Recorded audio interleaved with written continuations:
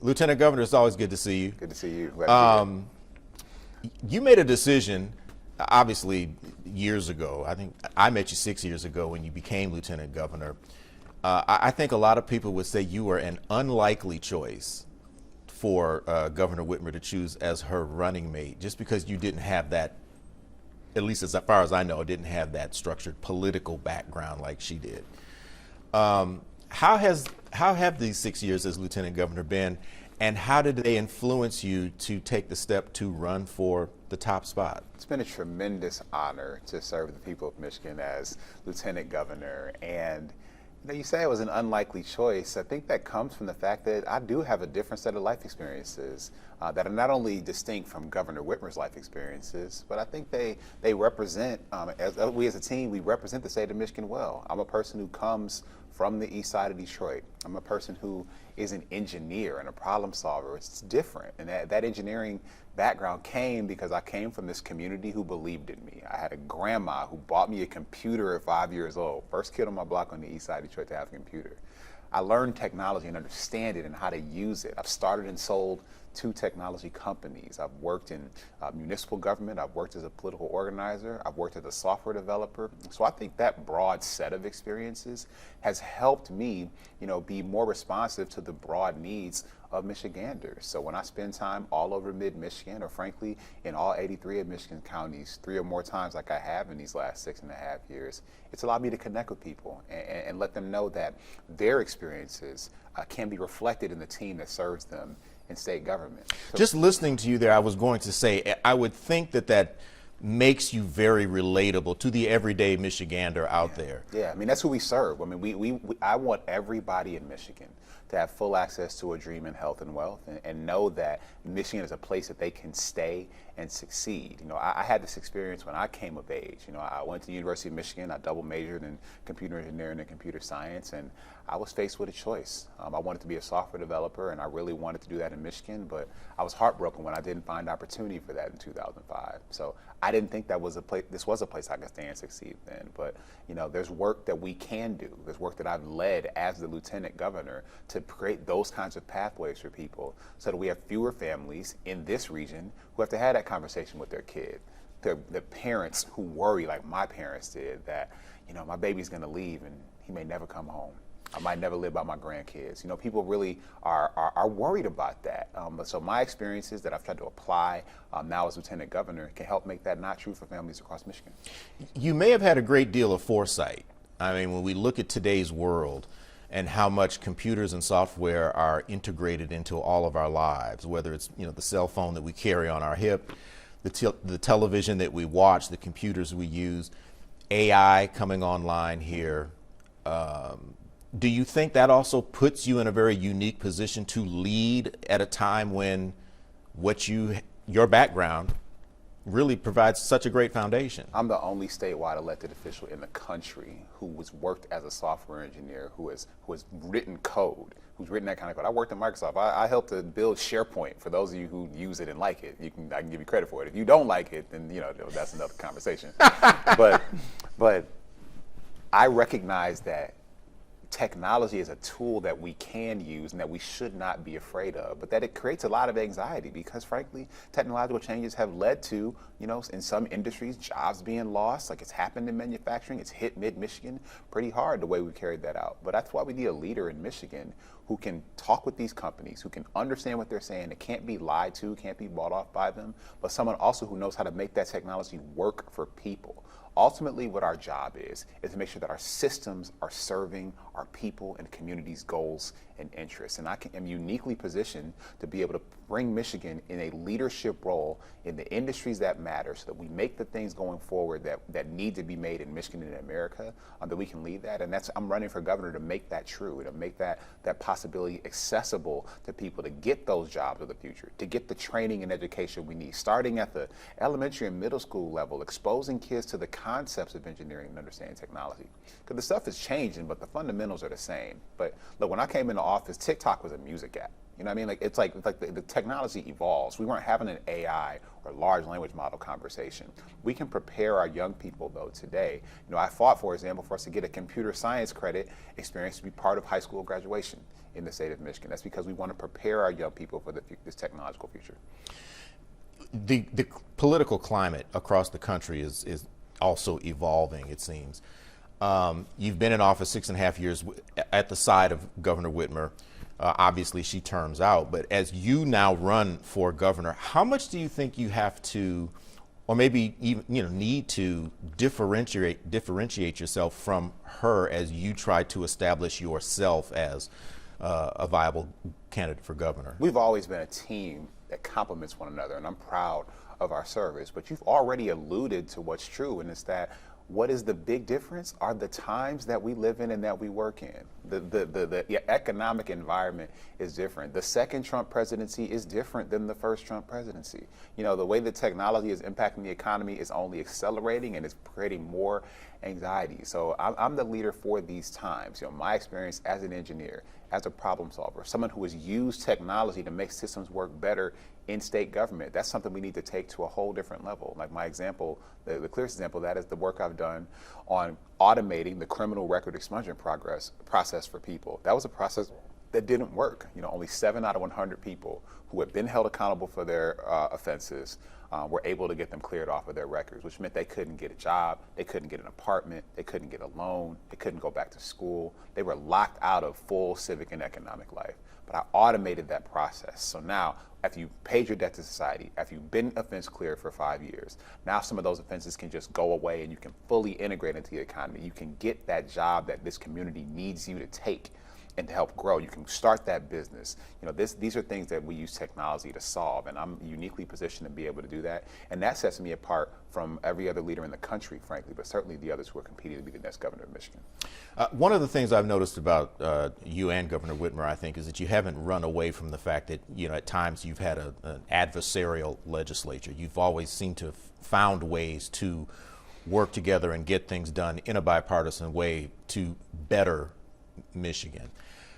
As you approach these final, year and a half or so of this term, how do you see that going forward now that, you've got a split legislature, again, not the holy trinity, so to speak? Well, this is what we do as engineers, right? Like I am about solving the problem. I am about finding a solution or building a solution. And frankly, in the thousands of conversations I've had all across the state of Michigan, that's what people want.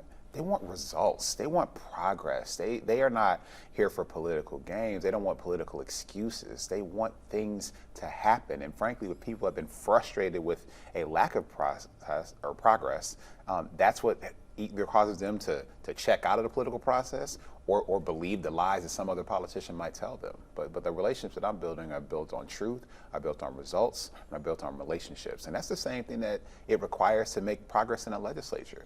That automatic criminal record expungement process that I talked about, I got that done on a bipartisan basis. Our first 4 years in office were with a fully Republican-controlled legislature. So, working across the aisle is not something new to me. It's something that's important to me to be able to get done to find the most robust solution possible, and I work with anybody to do that. Let me ask you this, because this is shaping up to be a rather crowded field to run for governor. The seat's going to be wide open. You all have worked sort of in lockstep, I suppose, with the Secretary of State. She's decided to run.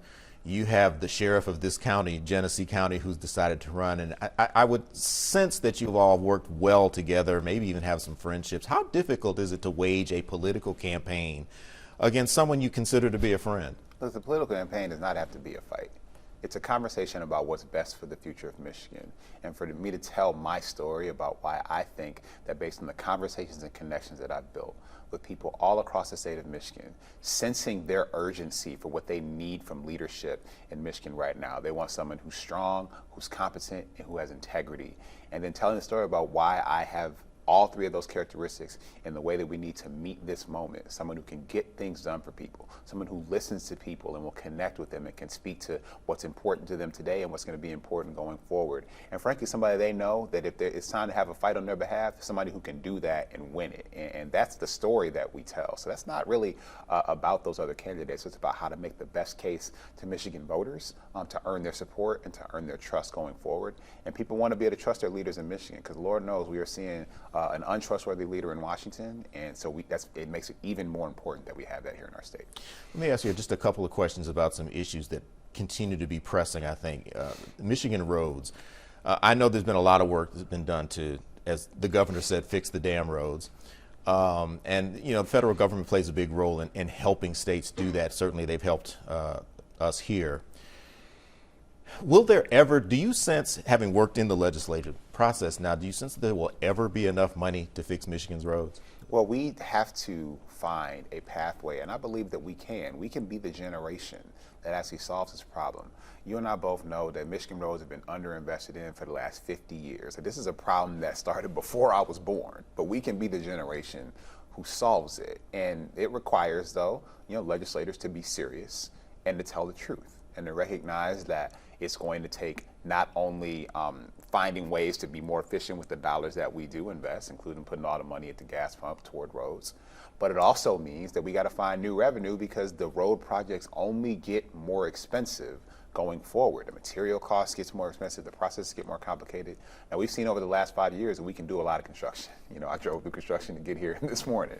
But we have an opportunity, though, to say we are going to solve this problem and to not let small thinking fool us. So yes, I think we can find a solution that is ongoing, a solution that has the revenue that we need, and a solution that has everybody put some skin in the game, because we all get value from this infrastructure. Michigan businesses and manufacturers can grow from this infrastructure. Solid infrastructure leads to more jobs created for more people that are better paying so they can support their families. So that's why this is really imperative, and I'm hoping this is the year we can get it done.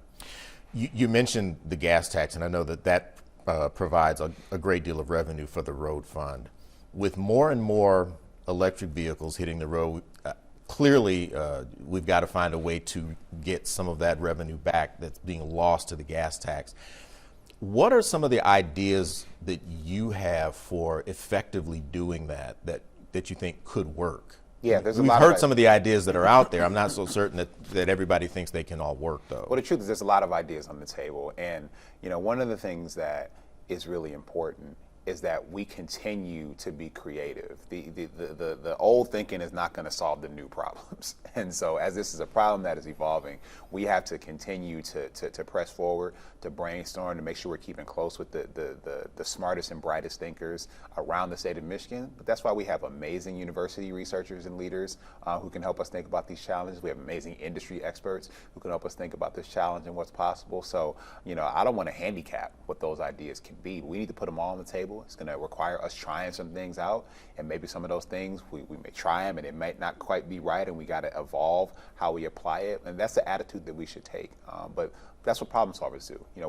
We find a solution, we give it a shot. If that one doesn't work quite the way we need it to, then we tweak it, or we replace it with something else that can work, and we're going to have to take that approach here to revenue. And on that same note, how concerned are you that this back and forth between administrations on priorities over EVs and the conversion to alternative fuels, how detrimental do you think that will or will not be for the auto industry here? As they keep going back and forth, we need to push toward electric, no, we need to push back toward ICE.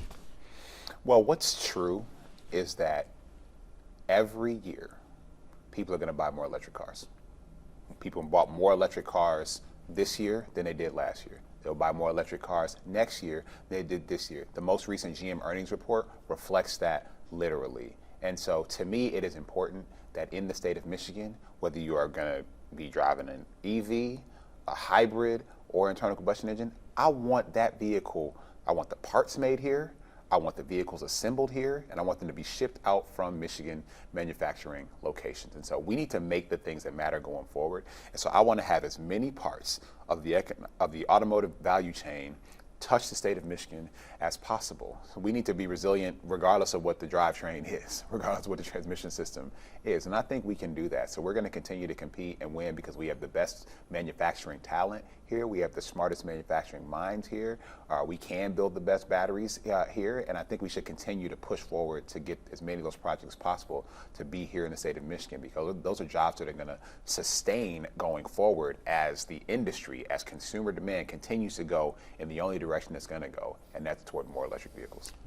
Do you sense that what the current administration is doing to try to drive more of the manufacturing back here, do you think that works, or is there some other approach that you think would be better? I think that the tariff, the use or misuse of tariffs as a tool by this Trump regime has been reckless, has been irresponsible, and I don't know what their clear goal is. I know that there are people all across this region in this state who have been harmed by the way that the country has approached free trade for the last 30 plus years.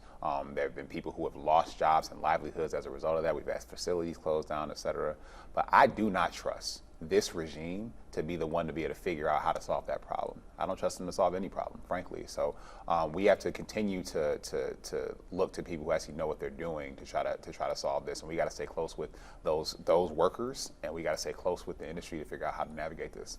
I think you covered it in several of the responses, but just take a few seconds and share your vision with the viewers for Michigan.